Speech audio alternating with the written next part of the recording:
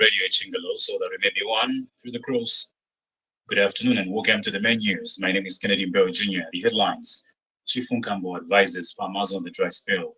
UPND youths on the Copper Belt saddened with former President Edgar Lungu's statement. Soccer fans are confident the Zambia national team will triumph in tonight's 2024 Paris Women's Olympics qualifiers against Ghana. Kindly be informed that we are also streaming live on the Radio Channel Facebook page, so you're following us on social media. The details. Chief Nkambo of the Lamba people in Masaiti district says the dry spell must serve as a warning to farmers on the need to diversify in the 2024-2025 farming season. The traditional leader said farmers must now think of planting drought-resistant crops such as sorghum and cassava to be food secure. He said a good crop yield remains a doubt in his chiefdom as it has not been spared from the effects of the dry spell. The chief said he expects government to intervene and support farmers to mitigate the potential food crisis in his chiefdom. Try encourage abantu to diversify.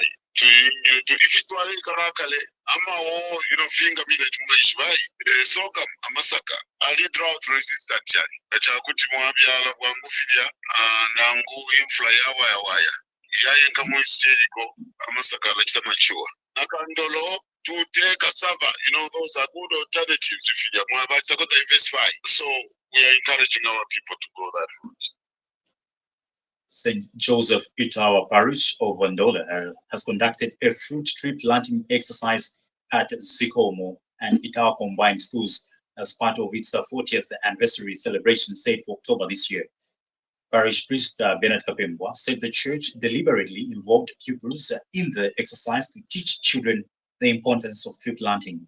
Father Kapembwa told Radio Chile News that tree planting is key in preventing deforestation and global warming. We are planting 40 fruit trees at Zikomo Primary School. The reason why we are doing this is because we as St. Joseph's Parish of Itawa, this year we are celebrating 40 years as a parish. So we want to get the community involved in our celebration.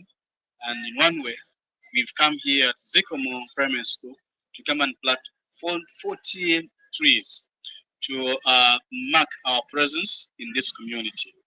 And we've used the girls, the boys of the school, and they have paired themselves with the mothers of our parish. So now all the trees that we've done, we've marked them, numbered them, and each tree has got 2 people that will be looking at it. And Zikomo head teacher Grace Chanda thanked the parish for planting fruit trees at the institution of learning. We are very grateful for the trees that they brought, the fruit trees, and we are going to take care of them. We know what we are going through as a world where we have global calamities due to climate change, and what the church has done has really helped us in planting the trees so that we do not experience the blowing off of the roofs, because there was a time that we had part of the roof that was blown off, and where they planted the trees, when they grow, they will help in controlling the root heat. It is a good gesture. Meanwhile, Itawa Parish Anniversary Organizing Committee Chairperson Karisto Mkonka said the committee has lined up a number of activities to commemorate the milestone.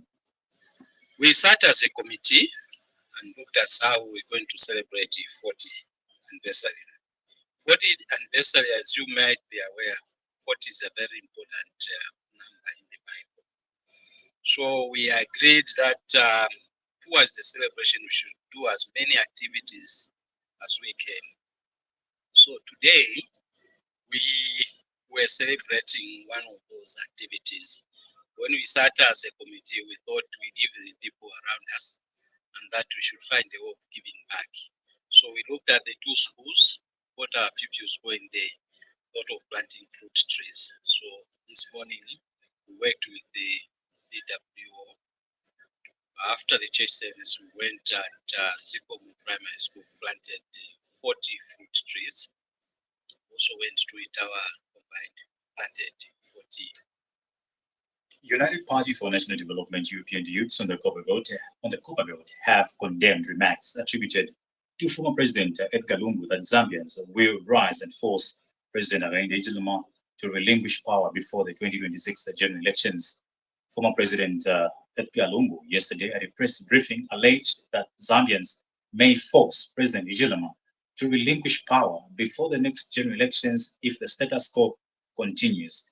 Speaking to Radio Chinwe News, Party Provincial Youth Chairperson Warren Kinyama says young people from the ruling party in the region are disappointed with the former head of state's utterances. Mr. Kinyama has since asked the youths on the Copperbelt not to be swayed by Mr. Lungu's statement.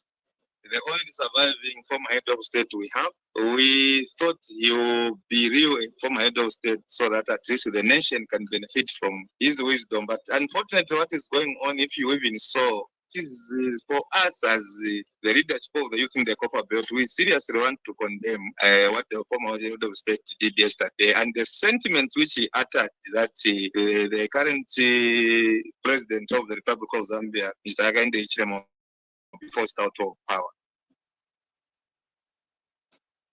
A business executive, Lakson Ndlovu, says the kwacha will continue to be under pressure despite appreciating against other major convertible currencies. Speaking to Radio Chinwe News, Mr. Ndlovu observed that as long as the mines are not operating at full capacity, the situation will affect the country's foreign exchange reserves and the value of its currency. He noted that a stronger kwacha could be achieved by boosting copper production and export levels, which would lead to increased foreign inflows. There is no continuous flow of foreign exchange coming in from the export because the production at the moment of is very, very what we need. You know, because there is what is called that there's some amount of foreign exchange on a daily basis. So there's that minimum that you need to have.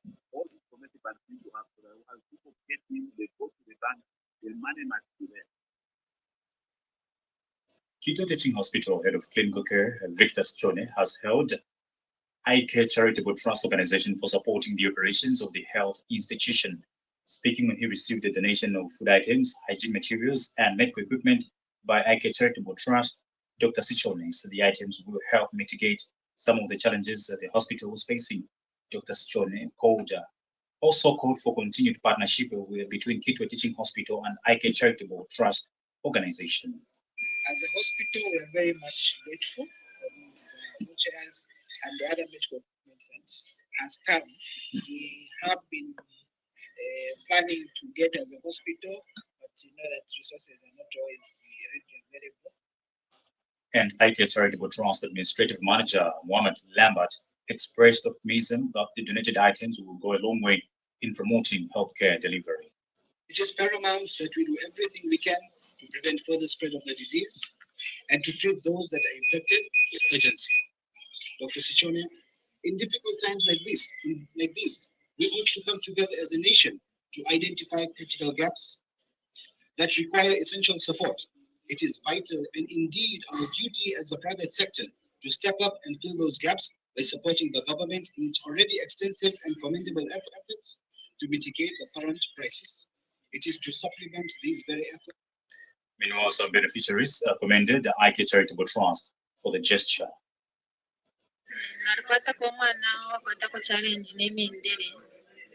Lero kulisera wakwalesa natupokerera ku obwafiirisho nakuli ba IK Charitable Trust.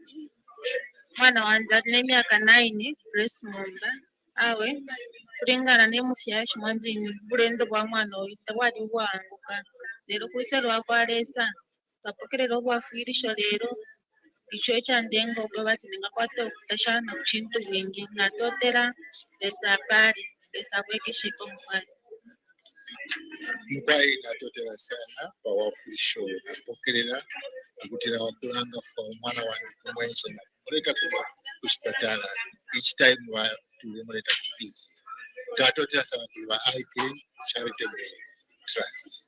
Thank you very much. Batwali God bless. Ndetotera kuliresa efyo bakitalesa abapale era ekito kyawo kitwalirire kutwa abapala munsi mu balenda omutende. Ndola's Skywars War, the Councillor Fabian Mwanza has expressed concern over the prolonged water shortage in the area. Speaking to Radio Chingla News in Ndola, Councillor Mwanza said erratic supply of water in most parts of the world has persisted for over a week. Councillor Mwanza stressed that residents have been compelled to draw water from shallow wells due to the absence of piped water. He has since appealed to Kafu Water to quickly address the situation and provide a reliable water supply for the affected residents.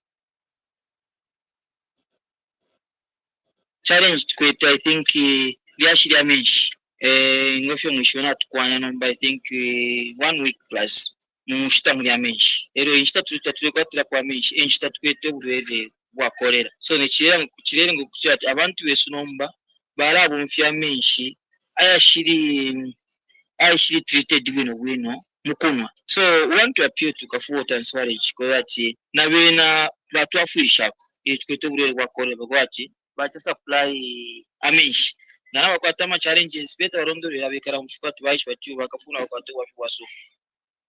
In sports, soccer fans in Kitwe have expressed confidence that Zambia national women team will triumph in tonight's 2024 Paris Women's Olympics third round second leg qualifiers against Ghana. The match in which the Koba Queens are carrying a slender win against Ghana in the first leg played in Accra is slated for Levi Monasa Stadium in Ndola at 18 hours. Speaking to Radio Chingla Sports, the fans said the Copper Queens will replicate the performance they displayed in Ghana and carry the day. The birth rate in South Korea has fallen to its lowest ever level despite billions being spent. They are expecting to go and 2 goals. And what's 3-1, so in fact 3 minutes not 3-1, 3-0. Player winner was 2-1. Of course, my country, my Nankan, it's my country. I never lose hope, man. If you ever to win and 2-1 in my prediction. And sincere apologies for the earlier mix-up. This menu is brought to you in the community service of Radio Chingla with the compliments of Infratel and now international news as monitored from the BBC. The birth rate in South Korea has fallen to its lowest ever level despite billions being spent on encouraging couples to have more children. The average number of children a woman is expected to have in her lifetime is well below 1. These workers in Seoul explained why they thought the birth rate was falling. There will probably be a situation when my child is sick and I need to leave the office to take care of it. But under the current work environment, women can't just leave the office as this could be disruptive to their careers. I need to make time to look after my children. The most difficult thing is that timing is not always guaranteed when you're working. So I think the government and companies need to cooperate and create an environment for raising children so that parents can spend time with their kids and have a good family life. The authorities in the Indian state of Manipur have deployed troops in parts of the city of Imphal after a senior police officer was abducted by gunmen. Reports said he was forcibly taken by hundreds of people who ransacked his house. He was later rescued in a security operation. Manipur has suffered months of ethnic violence.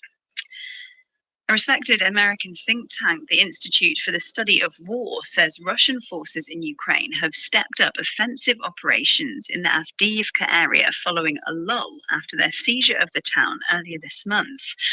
Earlier, Ukraine's military said it had pulled back from 3 nearby settlements.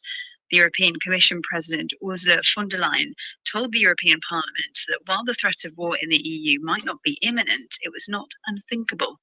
The risks of war should not be overblown, but they should be prepared for.